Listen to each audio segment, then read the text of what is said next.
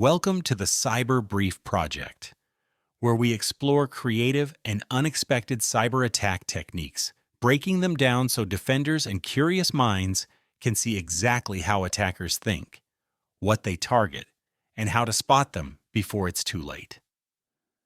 If you've ever gone to end a malicious process and thought, that's the safe move, imagine what happens when that single click takes down your entire system. One moment you're containing a threat. The next you're staring at a blue screen. Minutes later, the system comes back.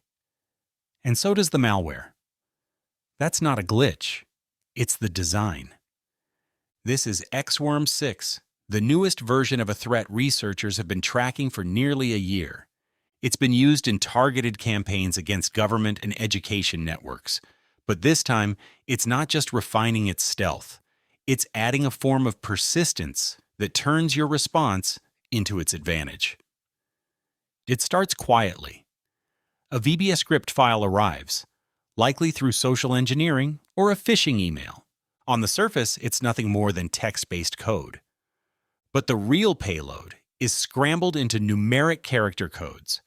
The VBScript reads them in reverse order, converts them into letters, and stitches them together into a second hidden script, which it immediately runs.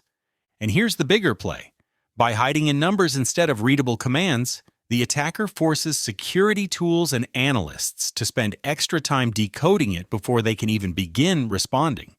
That delay is the attacker's first advantage. The first move the malicious VBScript takes is to erase its own zone identifier. This is the Windows metadata that flags a file as downloaded from the internet. Without that, it blends in with local content. This is subtle, but it's the kind of subtlety that matters. That tiny tag is what triggers certain user warnings and filtering rules.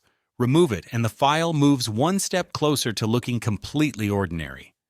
From there, the VBScript launches PowerShell, instructing it to download a second stage script with an oddly theatrical name into the temp folder. This will be the loader that brings XWorm to life. Before the loader even runs, the VBScript sets its roots, copying itself as an update.vbs into both temp and app data, then adding those paths to the Windows Run registry key. That ensures it will restart every time the system does. The builder even allows attackers to swap out the registry approach for scheduled tasks or to the startup folder, depending on which method blends in best with the target's environment. Once the loader script executes, it wastes no time in clearing its path. It bypasses AMSI, the anti-malware scan interface, by modifying CLAR.DLL in memory. It searches for a specific function and replaces it with null bytes, effectively cutting power to one of Windows' key inspection points. Without it, suspicious scripts in memory pass through unseen. For the attacker, it's like taking out the one guard posted at the only checkpoint between them and the target. With AMSI blind, the loader pulls the XWorm binary from a public GitHub repository and loads it directly into memory with assembly. Loads and runs it without ever touching the disk. Fileless execution means no files for scanners to pick up later. And it also means less evidence for forensic teams to work with. This is when XWorm shows its most aggressive side. If it detects administrator rights, it grants itself cdebug privilege and marks its own process as critical. In Windows, killing a critical process forces an instant system crash. Non-admin users can't even try, and admins who do are essentially pulling the plug on their own machine. When it reboots, XWorm launches again, still in control. The message is clear. Try to remove me, and you'll pay in downtime. And it's selective about when to run. If it detects Windows XP, it shuts down, avoiding older sandbox environments still used by researchers. It also checks the machine's IP address via the IP API service, exiting if it belongs to a hosting provider or data center.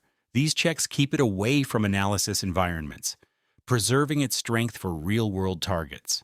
Seen as individual tricks, these steps might seem like small optimizations, but stitched together, they form a chain. obfuscation to buy time, AMSI bypass to open the door, fileless execution to leave no trace, a critical process flag to punish intervention, an anti-analysis to dodge researchers entirely. Each link in that chain is chosen for one purpose: to make sure the attacker decides when this malware leaves the system, not the defender. It works because it rewrites the rules of the engagement. Defenders expect malware to hide and resist, but not to actively punish them for trying to end it. This isn't just persistence. It's persistence that turns your standard playbook into a liability. XWorm is a reminder that modern persistence isn't just about staying alive in the system. It's about controlling the fight. The more predictable your moves, the easier it becomes for an attacker to design traps around them. If ending a malicious process could crash your own system, how would you change your next incident response? Check the episode description for defensive actions, tools, and configurations you can use to spot and stop XWorm before it flips the script on you. Share this episode with your team and subscribe to the Cyber Brief Project on YouTube or your favorite podcast platform so you never miss the next breakdown. Thank you for listening.